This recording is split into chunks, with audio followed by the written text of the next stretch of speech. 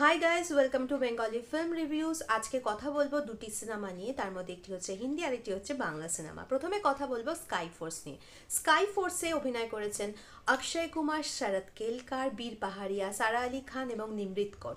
Sky force কেমন হয়েছে, box অফিসে কেমন ফলাফল করছে, বক্স অফিস অর্থাৎ বুক মাই শোতে রেটিং কত, আইএমডিবিতে রেটিংস কত এবং অডিয়েন্স অ্যাকচুয়ালি স্কাই ফোর্সকে কতটা পছন্দ করছে, সব কিছু তুলে ধরবো তোমাদের সাথে।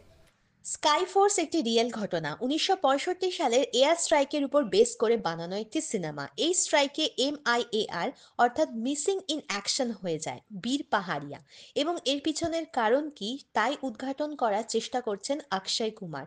দর্শকদের মতে এই সিনেমাটি বাকি এই ধরনের সিনেমা থেকে বেশ আলাদা।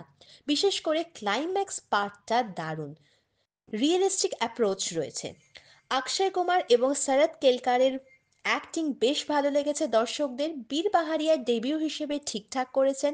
নিমৃত কৌরের স্পেস বেশ কম ছিল। সারা আলি খান সাপোর্টিং ভালোই করেছেন। দর্শকদের কাছে VFX এবং ক্যামেরার কাজ বেশ ভালো লেগেছে। স্ক্রিনে দেখতে ভালো লাগছে। কারোর কাছে ফার্স্ট হাফ ভালো লেগেছে, তো কারোর কাছে সেকেন্ড হাফ। সুতরাং নো ডাউট সিনেমাটি বেশ ভালো হয়েছে।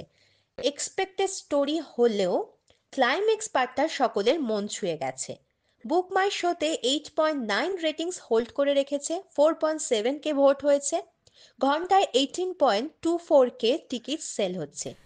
নেক্সট যে সিনেমাটা নিয়ে কথা বলবো তার নাম হচ্ছে বিনোদিনী একটি নটির উপাখ্যান, যেখানে প্রধান ভূমিকা অভিনয় করছেন রুক্মিণী মৈত্র। নটি বিনোদিনী কেমন হয়েছে, দর্শক কি বলছে, বুক মাই শোতে কেমন ফলাফল করছে, আইএমডিবিতে রেটিংস কত, দর্শক বিনোদিনীকে কতটা পছন্দ করেছে, সবকিছু তুলে ধরবো তোমাদের সামনে। দেব ভেঞ্চার্স এবং প্রমোদ ফিল্মসের সিনেমা, 8.5 রেটিংস, 116 ভোট হয়েছে বুক মাই শোতে। Ticket selling average. দর্শকদের মতে রুক্মিণী নিজেকে বিনোদিনী হিসেবে ফুটিয়ে তুলতে আপ্রাণ চেষ্টা করেছেন, তবে চিত্রনাট্যের মধ্যে বেশ লুপ হোলস আছে। অনেকের কাছে চিত্রনাট্য বেশ দুর্বল প্রকৃতি, ফলে পার্শ্ব চরিত্রে কৌশিক গাঙ্গুলি, রাহুল চান্দ্রেই, ওম সাহানির মতো অভিনেতা অভিনেত্রী থাকা সত্ত্বেও তারা বিশেষ কিছু কামাল দেখাতে পারেননি। সিনেমার গান ভীষণ ভালো, সিনেমার অ্যারেঞ্জমেন্ট বেশ ভালো, সেট ডিজাইন যা পর্দায় দেখতে বেশ ভালো লাগছে।